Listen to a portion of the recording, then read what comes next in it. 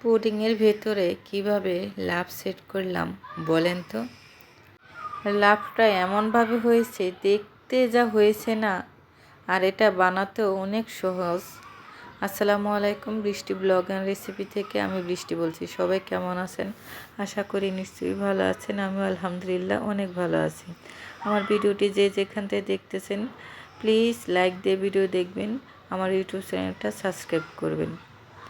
তো আজকে বানাবো পুডিংয়ের ভিতরে কিভাবে এত সুন্দর লাভ সেট করলাম সেটাই আপনাদের সাথে শেয়ার করব।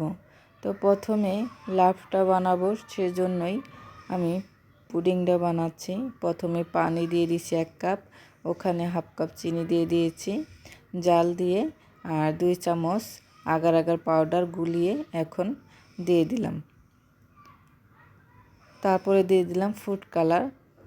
তারপরে কিছুক্ষণ জাল দিয়ে এই তো একটা বাটিতে ঢেলে সেট করে নিয়েছি। বেশি হয়েছে তো প্লেটও ঢেলে নিচ্ছি, কোনো ব্যাপার না। 2টা ঢেলে এখন ঠান্ডা করার জন্য রেখে দিলাম। ঠান্ডা হয়ে গেছে, দেখি সেট কি ভালো মতন হয়েছে কি না। আমি একবার কেটে দেখতেছিলাম, না সুন্দরভাবে জমে গেছে। দেখেন কত সুন্দর হয়েছে। আর এই লাভ কাটার জন্য আমার একটা কাটার আছে, সেটাই এই যে কাঠি এক পাশে রেখে দিলাম। এখন পুডিং বানাবো। হাফ কেজি দুধ নিয়েছি আর মিষ্টি দিয়ে দিছি হাফ কাপ।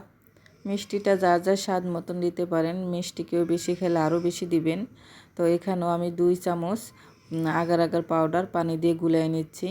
দুধটা বলক এসে গেছে, আগার আগার পাউডারটা আমি ঢেলে দিচ্ছি। এই তো ঢেলে তারপর ভালো করে নাড়তে হবে।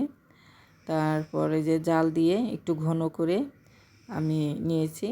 আর এদিকে আমি লাভগুলো কেটে নিচ্ছি। এই যে দেখেন লাভ কাটার আছে, এগুলো দোকানে অনেক পাওয়া যায়। তো আমি কেটে নিচ্ছি একটা একটা করে। দেখেন কত সুন্দর হয়েছে। তো একটা কাঠি দিয়ে আমি ভিতরে ঢোকাচ্ছি। দেখেন আস্তে করে ঢুকে টান দিতে হবে, তা না হলে ভেঙে যেতে পারে। এই তো দেখেন কত সুন্দর হয়েছে। এই পুডিংটা আমি পানির বোতলে সেট করব। এটা হলো আমার ছেলের পানির বোতল। এই বোতল, এরকম বোতল সবার ঘরেই প্রায় থাকে, তো এরকম বোতলেই নেবেন। তো এই তো কাঠিটা আমি মাঝখানে বরাবর বসাই দিব। এই লাভগুলো যেন মাঝখানে বরাবরই হয়, বারবার এক সাইডে চলে আসতেছিল। তো আমি এখন শক্ত করে ধরে তারপর দুধটা ঢেলে দিচ্ছি।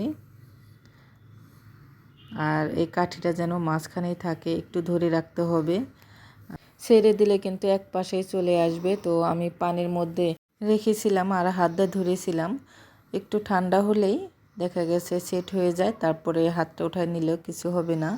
তো 1 ঘন্টা পর আমি আসলাম, তারপর কাঠিটা উঠাইয়ে এখন কাটবো ফাইনাল। দেখেন কেমন হয়েছে, মাশাআল্লাহ। দেখেন সবগুলো কাটছি আর ভিতরে কি সুন্দর লাভ হচ্ছে। আসলে যে জিনিস দেখতে সুন্দর সেই জিনিস কিন্তু খেতেও খুব ভালো লাগে। দেখেন যতগুলোই কাটছি সবগুলোই কিন্তু লাভ হচ্ছে, আর বানাতেও কিন্তু খুবই সহজ, কোনো ঝামেলা নেই। আমার এই রেসিপিটা আপনাদের কেমন লাগলো, আপনাদের সুন্দর মতামত কমেন্টে জানাবেন। ফেসবুক পেজ থেকে দেখলে অবশ্যই আমার ফেসবুক পেজটা ফলো দেবেন, আর ইউটিউব থেকে দেখলে আমার ইউটিউব চ্যানেলটা সবাই সাবস্ক্রাইব করবেন। ভুল হলে ক্ষমা দৃষ্টিতে দেখবেন। মাশাআল্লাহ কত সুন্দর হয়েছে। নিজে বানিয়ে নিজেই তো অবাক হয়ে গেছি, এত সুন্দর হয়েছে বলার মতো না, খুবই সহজ। আর এই জেল পুডিংটা বানাতে সবাই একটু যখনই বানাবেন তখন একটু চিনিটা একটু বেশি দিবেন। এটা মিষ্টি হলে খেতে খুব ভালো হয়, বেশি মিষ্টি হলে আর কি বেশি ভালো হয়। তো সবাই ভালো থাকবেন, সুস্থ থাকবেন। দেখা হবে নতুন আরেকটা ভিডিওতে। একটা কেটে দেখাচ্ছি কত সুন্দর হয়েছে দেখেন।